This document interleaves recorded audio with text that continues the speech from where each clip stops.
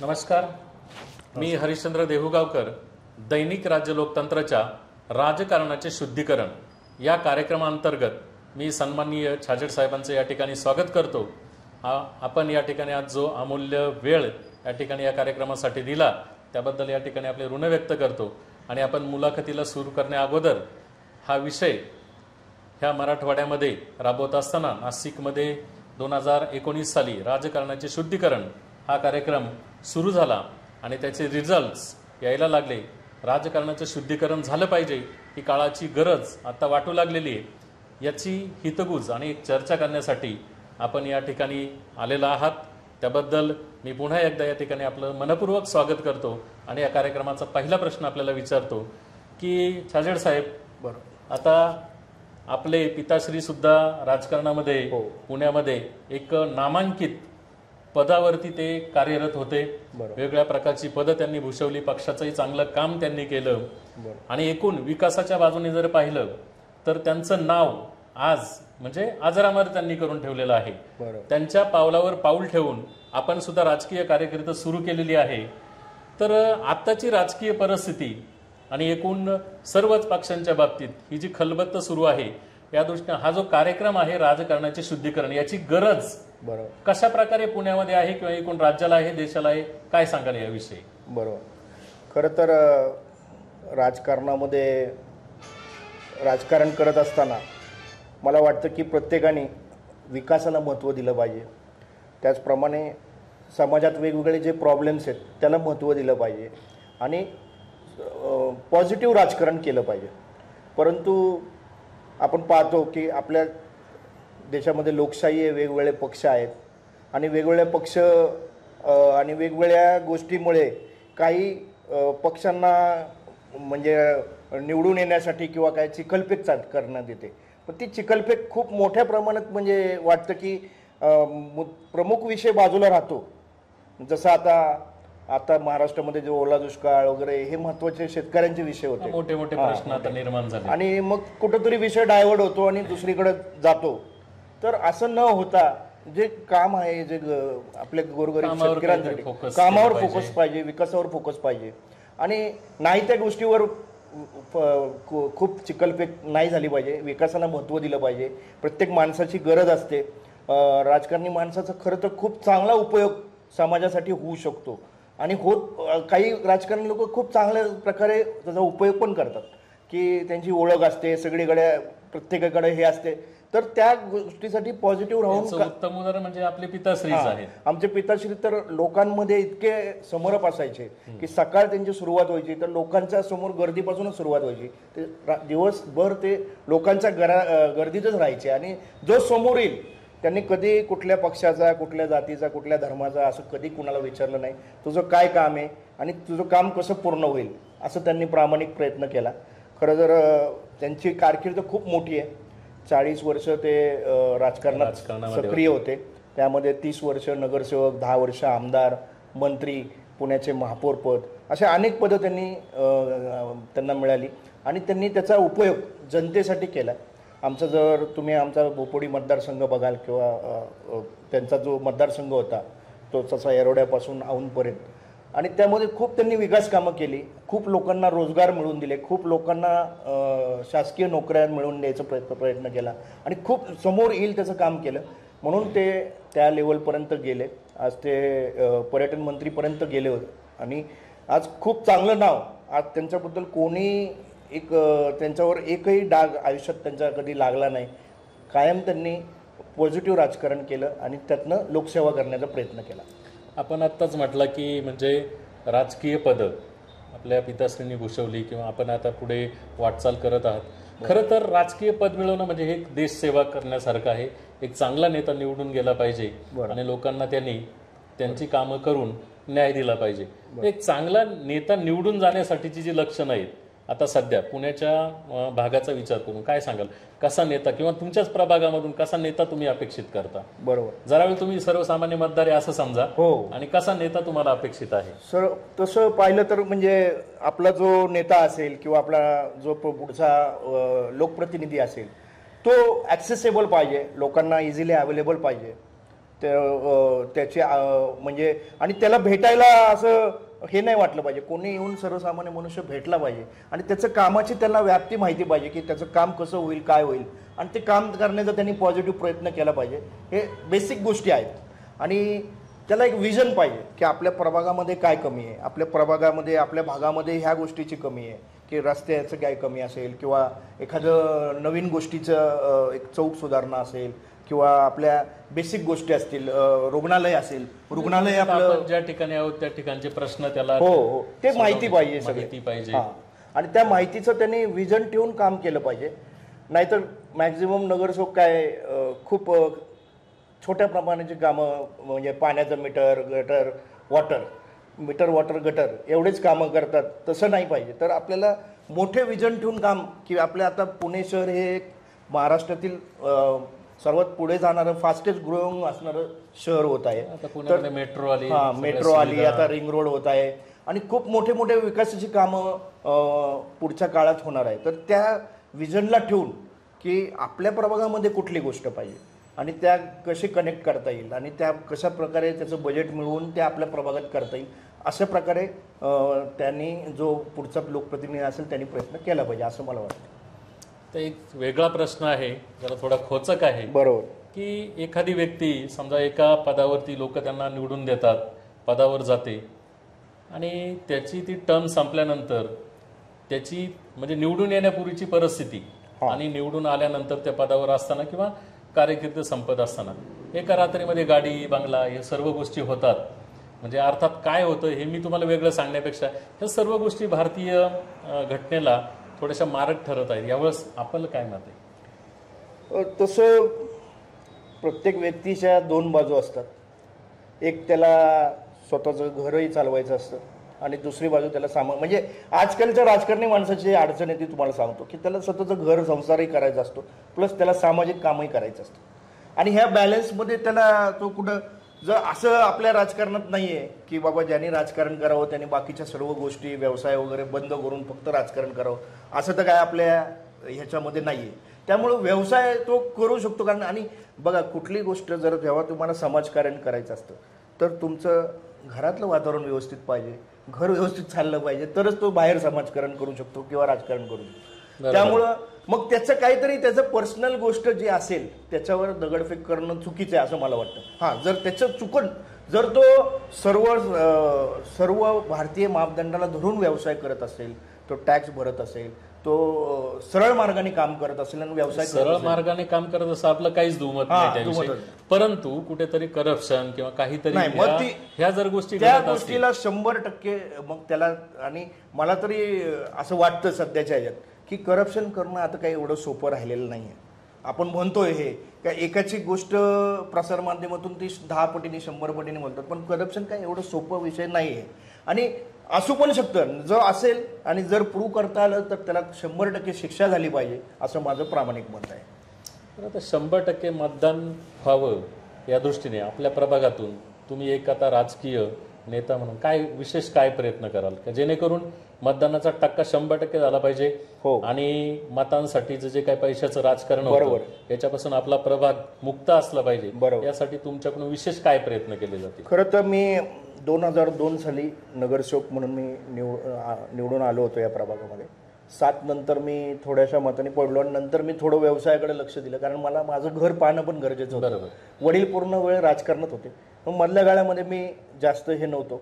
मग मी वडील गेल्यानंतर 2019ला आमचे मित्र आमदार सिद्धार्थजी शिरोळे यांनी मला सांगितलं की तुझ्यासारखी चांगली लोक राजकारणात पाहिजे आणि तू आता माझ्याबरोबर भारतीय जनता पार्टीमध्ये काम कर. म्हणून मी आज मुख्यमंत्र्याच्या हातून एक प्रवेश केला भारतीय जनता पार्टीत आणि एक सर्वसामान्य भारतीय जनता पार्टीचा कार्यकर्ता म्हणून काम सुरू केलं. मी डायरेक्ट असं कुठलंही मोठं पद घेतलं नाही, काय नाही. आणि काम सुरू केल्यावर आमदारांना माझं काम आवडलं. त्यानंतर त्यांनी मला मतदारसंघाचं सरचिटणीस केलं. सरचिटणीस करत असताना मग पक्षाची बांधणी वगैरे आमच्या भागामध्ये खूप चांगल्या पद्धतीने मी केली. मग पुढच्या काळामध्ये कोविड आला, कोविडमध्ये मी खूप चांगलं काम केलं, पक्षाने माझी प्रशंसा केली आणि त्यानंतर मग आमदारांनी पुढच्या 3 वर्षानंतर माझं काम चांगलं म्हणून मला शिवाजीनगर मतदारसंघाचा अध्यक्ष केलं. आणि अध्यक्ष असतानाही मी भरपूर काम केलं. त्यानंतर मला मागच्या 2 महिन्यापूर्वी पुणे शहरातले सर्व अध्यक्ष बदली केले. त्यामध्ये मला वाटलं होतं की माझा आता कार्यकाळ संपलाय तर माझं दुसरं काहीतरी देतील, पण मी चांगलं काम करतो म्हणून आमदारांनी मला या ठिकाणी रिपीट अध्यक्ष केलेलं आहे. आणि आता मी शिवाजीनगर मतदारसंघाचा या भागातला एक अध्यक्ष म्हणून काम करत आहोत.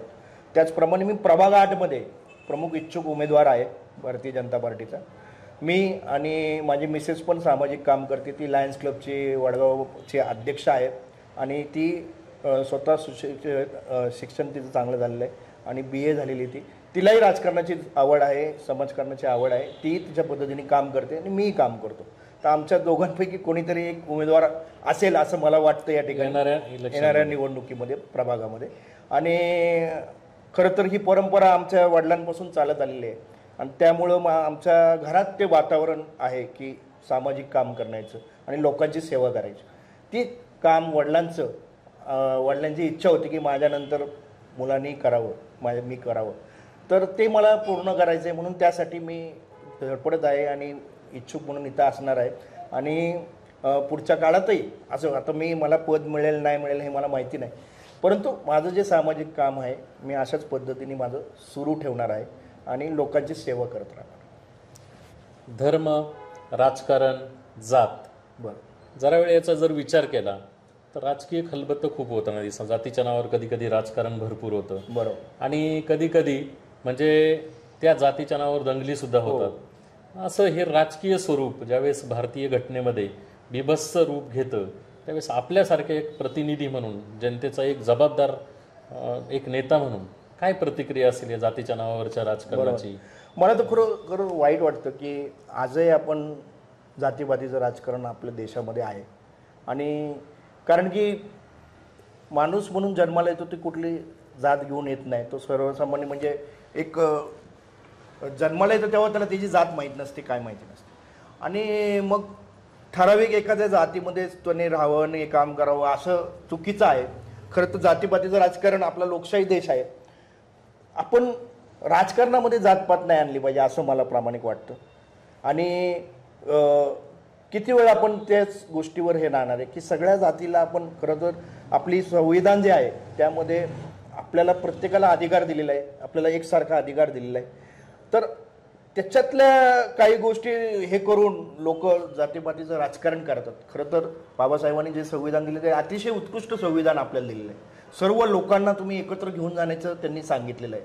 तर त्याच पद्धतीचा जो पॉझिटिव्ह विचार आहे तो घेऊन आपण काम केलं पाहिजे आणि सर्वांना एकत्र घेऊन काम केलं पाहिजे. आणि लोकप्रतिनिधीने तर जातपात फरकच केला नाही पाहिजे.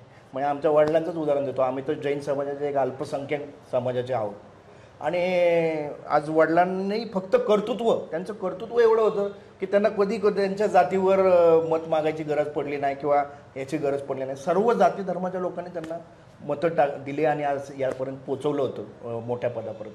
तर जातपात हे खरं तर लोकांच्या मनात नसतं, पण कोणीतरी येतं आणि आपण या जातीचे आपण त्याच्यावरतीच हे करतात. लीडर जो असतो तो डिवाइड करतो, पण खरं असं करणं खूप चुकीचं आहे. कधी कधी दबाव गट तयार होतो, त्याच्या माध्यमातून परत राजकारण खेळलं जातं.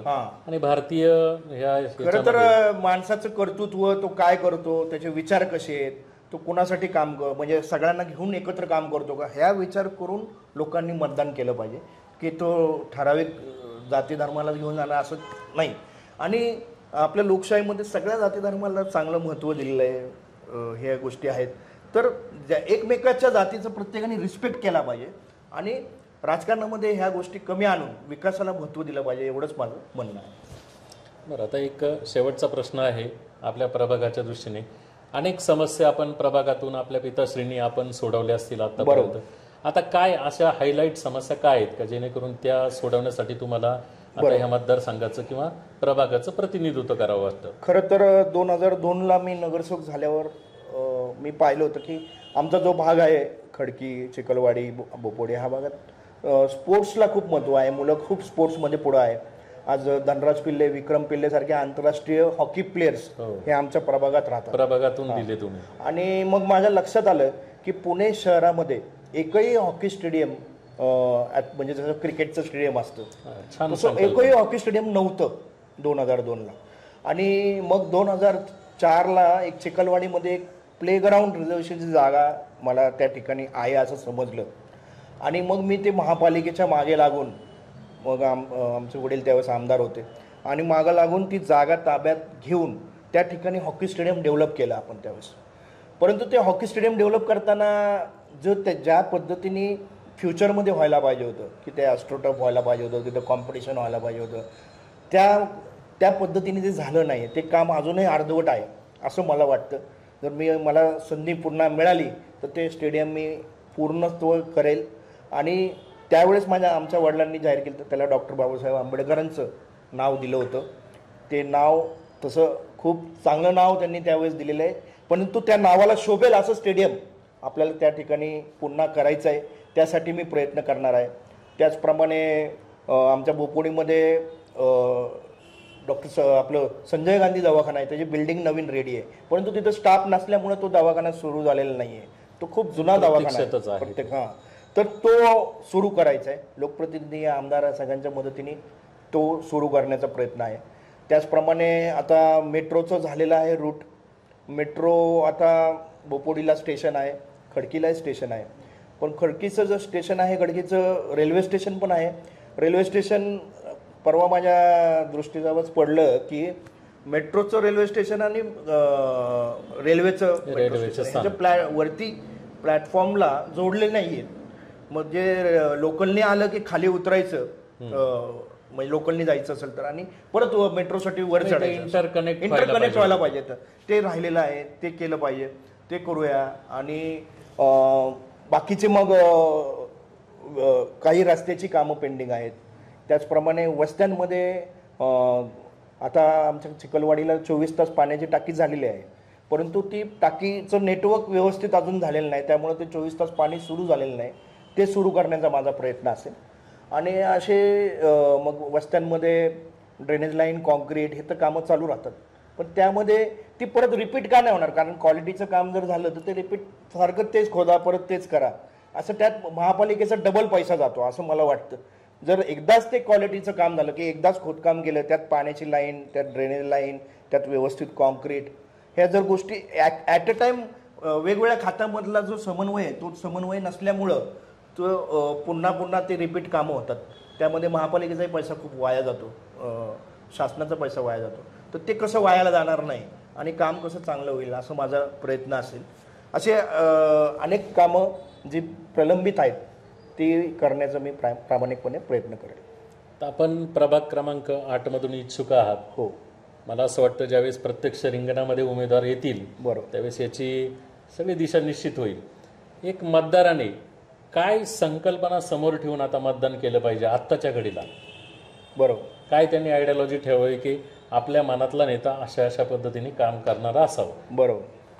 तर मतदारांनी तुम्हाला मगाशी सांगितलं की जो ॲक्सेसेबल आहे, जो आपल्या हाकेला धावून येतो, जो आपल्या मदतीला उभा राहू शकतो, जो आपले कामं करण्याची त्याच्यामध्ये कुवत आहे, अशा सर्व गोष्टी पाहून त्यांनी मतदान केलं पाहिजे आणि तसा लोकप्रतिनिधी निवडून दिला पाहिजे असं मला वाटतं.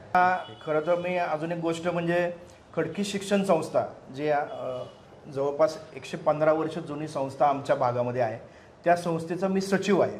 आणि सचिव असताना मला शैक्षणिक कार्यामध्ये पण खूप लोकांना मदत करण्यास खूप आवडतं.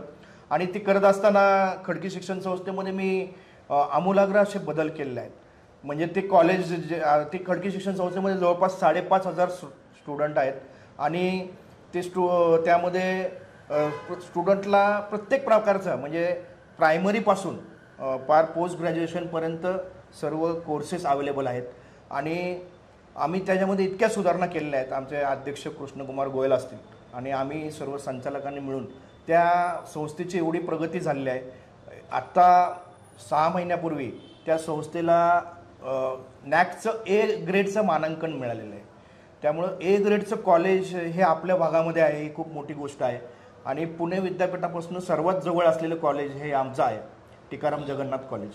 त्याचप्रमाणे तिथेही स्पोर्ट्सच्या खूप गोष्टी आम्ही विद्यार्थ्यांसाठी प्रमोट करतो. तिथं रायफल शूटिंगचा हॉल आहे आणि रायफल शूटिंग, परत हॉकीची जी टीम आहे त्याला आम्ही प्रमोट करत असतो आणि अनेक स्पर्धांमध्ये म्हणजे आंतरराष्ट्रीय लेवलला तिथले खेळाडू गेलेले आहेत, त्यामध्येही आम्ही विद्यार्थ्यांना खूप मदत करत असतो. आणि शैक्षणिक मदत त्यामुळं मला माझ्या प्रभागातील लोकांना की मला वाटतं की प्रत्येकाने त्याचं शिक्षण पूर्ण करावं, त्याच्या शिक्षणात कुठली बाधा येऊ नये. आता बरेचसे मुलं पाहतो आम्ही की त्याचं शिक्षण 8वीपर्यंत झालं आहे, 9वीपर्यंत झालं आहे, शाळा सोडावी लागली, असे अनेक लोक. त्यासाठी आम्ही त्या ठिकाणी नाईट स्कूल सुरू केलेलं आहे आणि नाईट स्कूलमध्ये पण जवळपास 125 स्टुडंट आहे. त्याला वयाची अट नाही. आम्ही 40 वयाच्या लोकांना पण 8वीला 9वीला ॲडमिशन देतो आणि 10वीपर्यंत त्यांचं शिक्षण पूर्ण करून घेतो. कारण की ते शिक्षण असल्याशिवाय तुम्हाला माहिती आहे की आता कुठल्याही गोष्टीत साधी पिऊनची पण नोकरी म्हटली तर त्याला काहीतरी 10वी तरी पासचं सर्टिफिकेट दाखवावं लागतं. आणि शिक्षण हे खरं तर काळाची गरज आहे. आजही आपल्या आजूबाजूला जेव्हा पाहतो की शिक्षण एखादं जर पूर्ण नाही झालं तर माझ्या मनाला कसं तरी वाटतं. आणि मग मला वाटतं की मी एवढ्या शिक्षणामध्ये क्षेत्रामध्ये असून मग काय फायदा. तर मी अशा लोकांना मदत करू इच्छितो की ज्यांची शाळा सुटली आहे, ज्यांची शाळा राहिली किंवा एखाद्या विद्यार्थ्याची फी भरायला हे नसते. कोविडच्या काळामध्ये अनेक विद्यार्थ्यांच्या शाळा सुटलेल्या आहेत. त्या सगळ्या विद्यार्थ्यांना आम्ही गोळा करून त्या ठिकाणी शिक्षण देतो. त्यांना एखाद्या विद्यार्थ्याला स्पॉन्सरशिप मिळवून देतो आणि अशा प्रकारे ते खूप चांगलं काम आमच्या हातून होत आहे आणि ते अविरतपणे या ठिकाणी मी सुरू ठेवेल. आमच्या प्रभागातील लोकांना जास्तीत जास्त शिक्षण कसं मिळेल. त्याचप्रमाणे महापालिकेच्या ज्या जुन्या शाळा आहेत बोपोडीतल्या त्यांची थोडी दुरावस्था झालेली आहे, इन्फ्रास्ट्रक्चर नाही आहे, बिल्डिंग जुन्या झालेल्या आहेत. त्या शाळेच्या इन्फ्रास्ट्रक्चर महापालिकेच्या शाळेचं तेही सुधारण्याचं मी काम पुढच्या काळात करेल एवढं मी या ठिकाणी सांगतो. धन्यवाद सर. आपण आज या ठिकाणी अतिशय अमूल्य वेळ खर्च करून आमच्या दैनिक राज्य लोकतंत्र या चॅनलला शुभेच्छाही दिल्या आणि राजकारणाचे शुद्धीकरण या विषयावरती चांगल्या प्रकारची मतं जे आपले प्रभागासाठीच नाही एकूण देशासाठी महाराष्ट्राच्या राजकारणासाठी निश्चितच उपयोगी ठरतील अशा प्रकारची मतं आपण या ठिकाणी मांडलीत आणि आपला अमूल्य वेळ या ठिकाणी दिलात त्याबद्दल दैनिक राज्य लोकतंत्रतर्फे मी आपलं या ठिकाणी मनपूर्वक ऋण व्यक्त करतो. धन्यवाद. जय हिंद.